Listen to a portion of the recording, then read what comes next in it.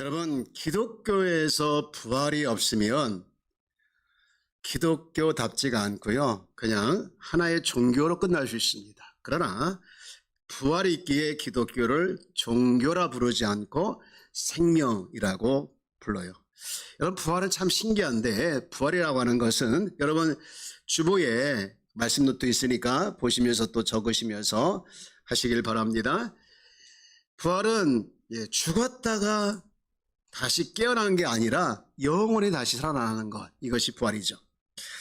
오늘 본문에도 보면 성경대로 예수님께서 죽으셨다가 성경대로 부활하셨는데 영원히 그것을 게바에게 보이고 또 12 제자에게도 보이고 그리고 500 형제에게 보였다, 이렇게 말씀을 하고 있어요. 이렇게 볼 때 예수님의 부활을 본 사람은 한두 사람이 아니라는 거예요. 그런 의미에서 봤을 때 예수의 부활은 신화가 아니라 바로 역사적 사건이고 실제적인 일이었고, 그리고 우리에게도 놀라운 소망을 준다, 이렇게 볼 수가 있습니다. 여러분, 부활은요 예수님에게도 의미가 있고 우리에게도 의미가 있는데 오늘 그 부분을 한번 생각해 보길 원합니다. 우선 예수님께 어떤 의미가 있을까? 예수님께 의미가 있는 것은 부활을 통해서 예수님이야말로 하나님의 아들이시구나, 부활을 통해서 예수님이야말로 그리스도이시고 메시아이고 구원자이심을 명백하게 보여준 증거죠. 예수님께서 만약 죽음으로 끝났다 그러면 평범한 인간으로 끝났을 것이고, 그리고 4대 성인 중에 하나였다, 이렇게 평가하는 것으로 멈췄을 거예요. 그러나 예수님의 죽음은 성경대로 죽으시고 예수님의 부활은 성경대로 부활하시고, 그리고 많은 사람들의 이것을 보여준, 그야말로 예수님이야말로 하나님의 아들이다라는 것을 확신하게 증명한 굉장히 중요한 사건이죠. 그래서 사도행전에 보면은 이렇게 말씀을 하고 있어요. 사도행전 17장 31절에 보니 이렇게 되어 있는데요. 이는 정하신 사람으로 하여금 천하를 공의로 심판할 날을 작정하시고 이에 그를 죽은 자 가운데서 다시 살리신 것으로, 그 다음 다 같이요, 모든 사람에게 믿을 만한 증거를 주셨음이라 하니라. 모든 사람에게 믿을 만한 증거, 그것이 바로 뭐냐? 부활이라는 거예요. 로마서 1장 4절도 보면 성결의 영으로는 죽은 자들 가운데에서 부활하사 능력으로 하나님의 아들로 선포되셨으니 곧 우리 주 예수 그리스도시니라, 이렇게 되어 있습니다. 여러분, 부활은요 그를 믿고 따르는 자에게 놀라운 소망이 되죠. 한 번은 예수님이 부활했다는 것을 다른 제자들이 다 봤는데 도마만 못 봤잖아요. 그래가지고 도마가 내가 직접 봐야 믿겠다, 내가 만져봐야 믿겠다, 그래서 예수님 앞에, 도마 앞에 예수님이 나타났잖아요. 그가 진짜 만졌는지는 기록이 없어요. 그러나 그가 예수님을 보고서 놀라운 신앙 고백을 하죠. 뭐라고 고백합니까? 요한복음 20장 28절에 보니 이렇게 기록되어 있죠. 도마가 대답하여 이르되, 다 같이요, 나의 주님이시요 나의 하나님이시니이다. 놀라운 신앙 고백, 정말 아름다운 신앙 고백이요. 나의 주님이요 나의 하나님이시다.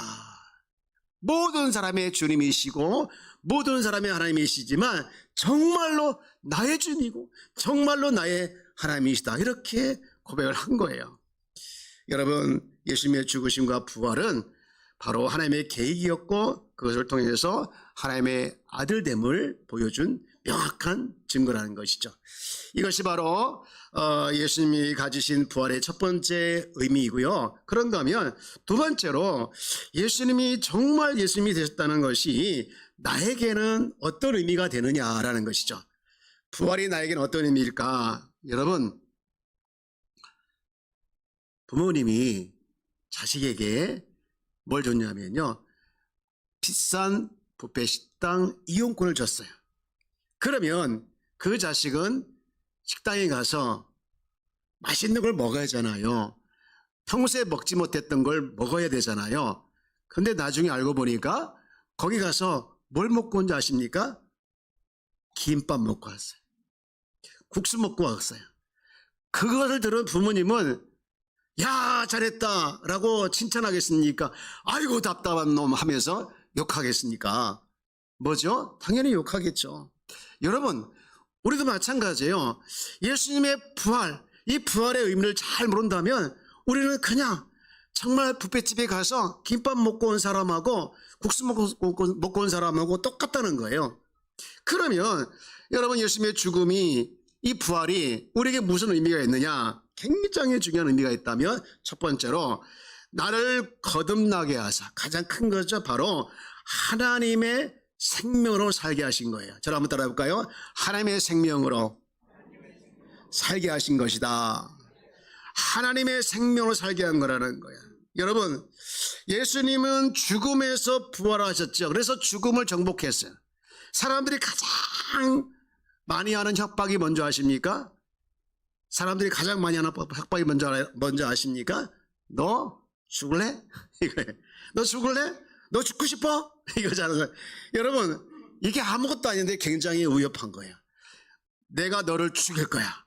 여러분, 사람 미우면 죽고 싶은 마음, 죽이고 싶은 마음이 있다고 하잖아요. 이게 가장 큰 협박인데 예수님은 그 죽음의 권세를 부활로 승리하셨죠. 그래서 이렇게 말했어요. 베드로전서 1장 3절 말씀에 보면 예수 그리스도를 죽은 자 가운데서 부활하게 하시는 걸 말미암아 우리를 거듭나게 하사, 그 다음에 무슨 소망 있게 하셨다? 산 소망 있게 하셨다.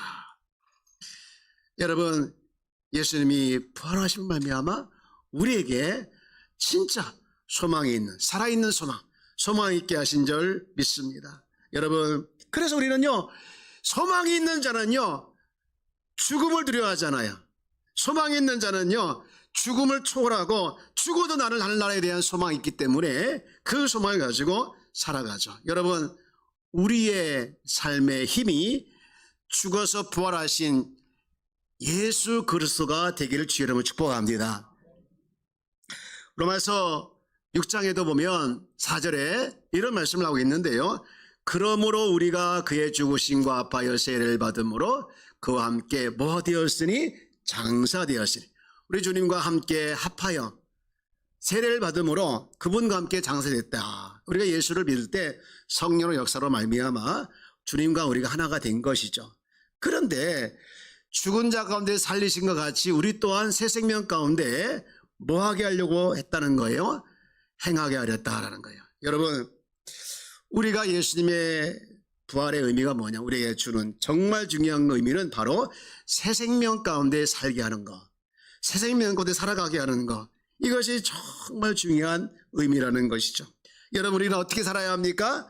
새 생명 가운데 살아내기를 주의 이름으로 축복합니다. 부활의 주님의 생명, 그 생명이 내 안에 있음을 확신하면서 그 생명으로 살아가야 된다. 그렇지 않으면요, 우리는 마치 뷔페집에 가서 김밥 먹고 온 사람하고 똑같다는 거예요. 여러분, 그렇게 살아냈던 대표적인 사람이 있는데 그게 누구냐? 바로 바울이잖아요. 바울의 한번 고백을 들어보실래요? 갈라디아서 2장 20절 말씀인데 이런 고백을 하고 있죠. 내가 그리스도와 함께 십자가에 못 박혔나니 그런즉 이제는 내가 사는 것이 아니요 오직 내 안에 그리스도께서 사시는 것이라. 그 다음 나갔죠. 이제 내가 육체 가운데 사는 것은 나를 사랑하사 나를 위하여 자기 자신을 버리신 하나님의 아들을 믿는 믿음 안에서 사는 것이라. 아멘.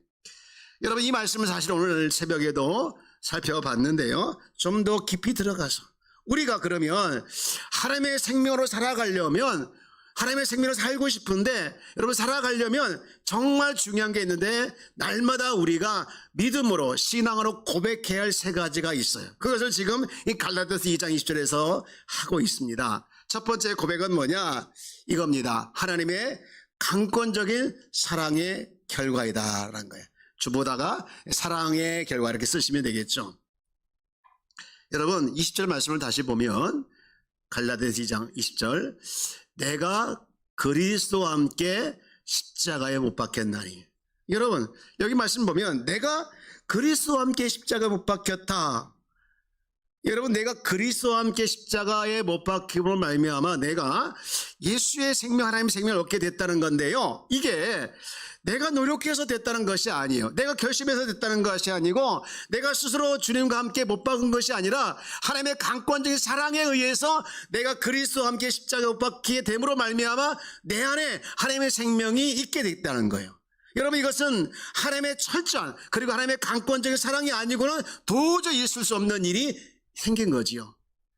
사랑하는 여러분, 내가 아무리 결심한다 할지라도 참 우리는 우둔하고 또 어리석어서요, 아무리 좋은 걸 줘도 잘 몰라요. 그러나 성령께서 강하게 역사하사 우리를 예수 믿게 하시고 예수 믿는 우리로 하여금 예수님과 하나가 되게 하시고, 그래서 예수의 생명이 내 안에 머물게 한 거, 이것이 하나님의 사랑이 아니면 뭘로 다 표현할 수 있겠냐 이 말이죠. 그래서 우리는 이런 찬양을 할 수가 있는 것이죠. 내 구주 예수를 더욱 사랑. 여러분, 예수님을 사랑하는데요, 더 사랑할 수밖에 없는 거예요. 더 사랑할 수밖에 없는 것이 바로 우리의 현재의 모습인 줄 믿습니다. 여러분, 하나님의 사랑의 강권적인 하나님의 사랑의 결과로 내가 새 생명을 얻게 되었다는 것, 이런 신앙을 날마다 고백하기를 주의 이름으로 축복합니다. 그런가 하면 두 번째로는요, 우리가 정말 가져야 중요한 두 번째 신앙 고백이 있는데, 그것은 뭐냐, 하나님은 새 생명으로 살아가도록 우리를 계속해서 이끌어 주신다는 거예요. 이것을 확신하기를 주의 이름으로 축복합니다. 여러분, 내가 그리스도와 함께 십자가에 못 박혔다, 이것은요 한 번이면 돼요. 그런데 사는 건요, 어제 살고 끝났습니까? 어제 살았으면 오늘도 살아야 하잖아요. 오늘 살았으면 또 내일도 살아야 하잖아요. 계속해서 살아갈 힘이 필요하고 살아갈 뭔가가 있어야 돼. 에너지가 필요한 거 아니겠습니까? 여러분, 살아가도록 하는 것의 원동력이 뭐냐? 그리스도라는 거예요. 하나님께서 우리에게 새 생명을 주고 그냥 집어넣고 네가 살든지 네가 죽든지 마음대로 해 라고 내버려 두지 않는 것이야. 내버려 두는 게 아니라 살아갈 수 있도록 힘을 주시고, 살아갈 수 있도록 지켜주시고, 살아갈 수 있도록 함께 한다는 거예요. 제가요, 목회를요 오래 할 자신이 없었어요. 초창기에 저를 보고 아내가 그러더라고요. 당신을 보면 조마조마하다고요. 그래 발가락이 꼬부러진다고요. 그럼 제가 뭐라고 소리 지르는 줄 아십니까?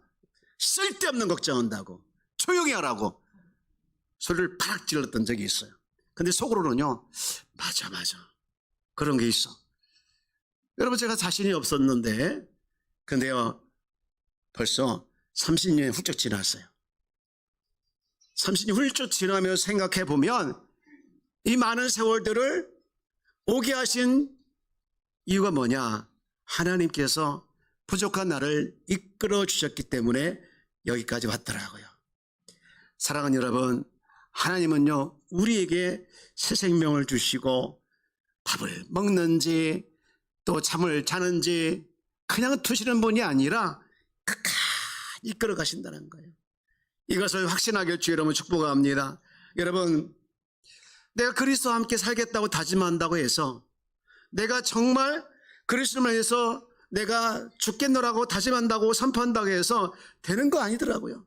주님과 함께 살아가는 것이 결국은 주님이 나를 이끌어 주셔야 되더라고요. 결국은 주님이 나를 이끌어 주셔야 되더라고요. 여러분, 나를 죽게 내버려 두지 아니하시고 이끌어 가신다, 이것을 날마다 확신하면서 승리하기를 주의라고 축복합니다. 하나님께서요 우리에게 정말 원하는 마음이 있는데, 그 마음이 뭔지 아십니까? 한결같은 마음이에요. 근데요 이게 하나님께 있는 거예요. 하나님은요 어제나 오늘이나 영원토록 뭐 하신다고 했습니까? 동일하신다고 했지 않습니까? 여러분, 하나님이 우리를 향해서 한결같은 마음을 가지고 있는 것처럼 우리도 한결같은 마음이 있기를 주의 이름으로 축복합니다. 하나님을 향해서, 사명을 향해서, 교회를 향해서 여러분, 우리도 언제나 이 마음이 있어야 되는데, 사도행전을 보게 되어지면 다윗이 칭찬받는 얘기가 나와요. 유일하게 다윗에게만 했던 말이 있는데 그게 뭔지 아십니까? 여러분 사도행전 13장 22절 말씀을 보면 여기에 나와 있는데 한번 찾아보시면서 읽어보실래요? 시작. 패하시고 다윗을 왕으로 세우시고 증언하여 이르시되 내가 이새의 아들 다윗을 만나니 내 마음에 맞는 사람이라 내 뜻을 다 이루리라 하시더니 다윗을 향해서 뭐라고 칭찬하고 있습니까? 내 마음에 맞는 사람이래요. 내 마음에 합한 사람이래요. 여러분 어떤 왕에게도 이렇게 칭찬한 사람은 없어요.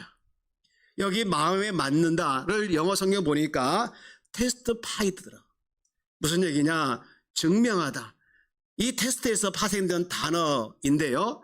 그러니까 다윗이 내 마음에 맞는다라는 것이 그냥 하루아침에 이루어진 것이 아니라 테스트를 거치면서 이 모양 저 모양 시험을 거치면서 오늘에 왔다는 거예요. 목동 시절에 또 골리앗에서 싸울 때도 왕으로 있을 때도 그는 늘 하나님을 향하여 한결같은 마음이 있었던 것이죠. 여러분 우리도 살아가면서 때로는 하나님께서 테스트할 때가 있어요. 테스트할 때가 있어요. 나의 믿음을 달아보고 네가 진짜 하나님을 믿는지 하나님을 향하여 한결같은 마음이 있는지를 본다는 거예요. 그것을 때로는 어려움을 통해서 고난을 통해서 아픔을 통해서 사람과의 관계를 통해서 여러분 어려움을 당할 수 있는 거죠. 그게 시험이라고 하기도 합니다. 여러분 그때마다 우리의 마음이 언제나 어디서나 하나님께서 우리를 향한 한결같은 마음을 같이 우리도 한결같은 마음으로 여러분 승리하기를 주의 이름으로 축복합니다. 아니 버텨내기를 주의 이름으로 축복합니다. 사랑하는 여러분 하나님은요 우리를 그냥 두지 않으셔요. 그냥 네 마음대로 살아 하지 아니하시고 때로는 어려움을 통해서 하나님을 바라보게 만들고 때로는 힘든 모습을 통해서 하나님을 더 신뢰하게 하고 그래서 자꾸 하나님께서 주신 그 시험을 이기게 함으로 말미암아 네가 진짜 내 마음에 맞는 사람이구나, 네가 진짜 내 마음에 합한 사람이구나 라고 우리를 향하여 칭찬해 주실 줄 믿습니다. 여러분 세상에는요 우리가 신뢰할 부분이 많이 없지만 우리가 힘들 때 어려울 때 내가 정말 기댈 언덕이 있는데 그분이 나의 하나님이신 줄 믿습니다. 오늘 새벽에 다른 어떤 때와 같지 않고 너무 힘들더라고요. 막 힘들어. 근데요 하나님을 이렇게 의지하는 것 같이 제가 기대했어요. 그랬더니요 너무 편안히 찾아오는 거예요. 여러분 우리 삶 가운데 여러분 우리 하나님을 향하여 우리가 한결같은 마음 가지고 가지만 때로는 테스트 이 시험이 다가올 때마다 여러분 넘어지지 않고 하나님을 향하여 그 마음을 이겨나가기를 주의 이름으로 축복합니다. 그런가 하면 세 번째로 우리가 새 생명을 가지고 살아내기 위해서 우리가 가져야 할 중요한 세 번째 고백이 있는데 그게 뭐냐? 내 삶의 주체가 주님이라고 늘 선포했다. 한번 읽어볼까요? 시작. 내 삶의 주체가 늘 주님이라고 선포해야 한다. 오늘 20절 말씀 갈라디아서 2장 20절 말씀에 보니 주목할 단어가 두 개 나와요. 내가 그리스도와 함께 십자가에 못 박혔나니 그런즉 이제 내가 사는 것이 아니요 오직 이 단어더라고요. 지금 바울이 뭔 얘기를 하고 있느냐? 내가 내 인생의 주인이 나인 줄 알았는데 가만히 보니까 이제는 아니라는 거예요. 그리스도가 주인이라는 거예요. 여러분 우리에게도 이런 고백이 따라와야 될 줄 믿습니다. 그래야 종교인이 될 수 있는, 종교인이 되지 않는 것이죠. 요한복음에서 예수님이 이런 말씀을 한 것을 지금 바울이 갈라디아서 2장 20절에 한 건데 이 말씀을 가지고 한 거예요. 사실은 예수님이 뭐라고 했습니까? 나는 한번 같이 읽어볼까요? 시작. 나는 포도나무요 너희는 가지라. 그가 내 안에 내가 그 안에 거하면 사람이 열매를 많이 맺나니 나를 떠나서는 너희가 아무것도 할 수 없음이라. 여러분 내 인생의 주체에 내가 아니라 주님이 되어질 때 그 사람은 자동적으로 뭐 하게 되냐? 열매를 맺게 된다는 거예요. 여러분 우리는 포도나무일까요? 가지일까요? 포도나무지요? 가지죠? 여러분 가지요. 가지의 사명은 포도나무에 떨어지면 안 되는 거, 딱 붙어 있어야 되는 거예요. 그럴 때 열매를 맺는다는 것이 주님 안에 거하는 것. 그것이 뭐냐? 주님을 내 인생의 주인으로, 주님을 내 인생의 왕으로. 여러분, 정말 여러분의 인생을 지금 누가 견인하고 있습니까? 여러분, 날마다 내 인생의 주인은 주님이다라고 하면서 주님이 견인해 가야 되는데, 근데요, 그러고 있는지 안 하고 있는지 딱 점검할 수 있는 간단한 방법이 있습니다. 뭐냐? 지금 내가 힘이 들어가 있냐요. 나에 대해서. 성령의 감동과 주의 뜻보다도 내 뜻과 의지가 더 영향을 받아서 나를 향해서 내가 주인 되고 나를 통제하고 그런다면요, 여러분 자신이 지금 너무 자신을 향해서 힘을 가지고 있는 것이죠. 그 힘을 빼기를 축복합니다. 그 힘을 빼셔야 합니다. 내 힘을 빼면 내가 힘없이 들어지는 것이 아니라 힘 뺀 자리에 주님의 힘으로 채워지게 되는 거예요. 사랑하는 여러분, 힘을 빼기를 축복합니다. 나를 통제하고 나를 지배하고 나를 다스리려는 그 힘을 뺄 때 주님이 나를 통제해 주시고 주님이 나를 통치해 주시고 주님이 나를 이끌어가는 거예요. 옆에 계신 인사 합시다. 힘 빼래요. 좀 걸리죠? 옆 사람한테 하기게. 여러분 자신이 힘을 빼야 되겠죠, 먼저.